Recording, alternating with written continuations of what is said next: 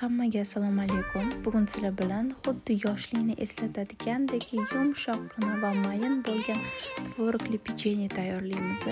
Buning uchun bizga margarin, kefir, shakar, bitta dona tuxum va vanilin kerak bo'ladi. Eng asosiy mahsulot esa bu tvorog. Eritilgan sariyog'ga yoki margaringa shakar qo'shib, shakari erigunicha yaxshilab aralashtirib olamiz. Ketidan kefir qo'shib, yaxshilab aralashtirishda davom ettiramiz. Bitta tuxumni oqini xamirga sarig'ini ustiga surishga esa olib qo'yamiz. Yaxshilab bitta massa holatiga keltirib, ketidan vanilin qo'shamiz.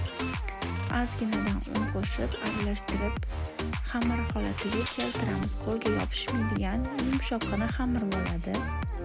Xamir bo'lganimizdan keyin ozgina 10-20 minutga xolodilnikka olib qo'yamiz tindirish uchun.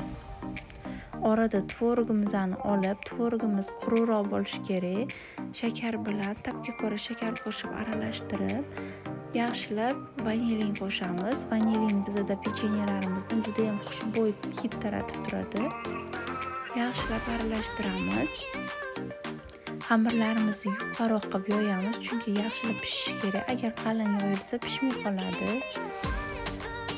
1 sm qalinlikda yoyib olib, yaxshilab tvoroglarimizni zich qilib o'rab chiqamiz. O'ralishni ham 2 qavat bo'lishi kerak. Agar ko'p 3-4 qavat o'ralsa, xamir pishmay qoladi. Yaxshilab o'rab, tvoroglarimizni qoshiqda solib, keyin vilka yordamida yoki qo'linglarni yuvagan bo'lsa, qo'l yordamida chiroyli qilib bitta holatga keltirib olsa ham bo'ladi. Chunki qoshiqda solsam akkuratni bo'lib qoladi. Keyin tuyib olishga qiyin bo'ladi. 2 qavat qilib o'rab olamiz. O'ragandan keyin ustiga tuxum sarig'ini yaxshilab surib chiqamiz. Tuxum sarig'ini surgandan keyin vilka yordamida chiroyli qilib xohlasanglar ishlov bersa ham bo'ladi. Keyin esa akkuratni bitta-bitta qilib bo'lib chiqamiz. 4-5 sm oralig'ida bo'lib duxovkaga, qizib turgan duxovkada 180 gradusda 30 minutda pishib chiqadi.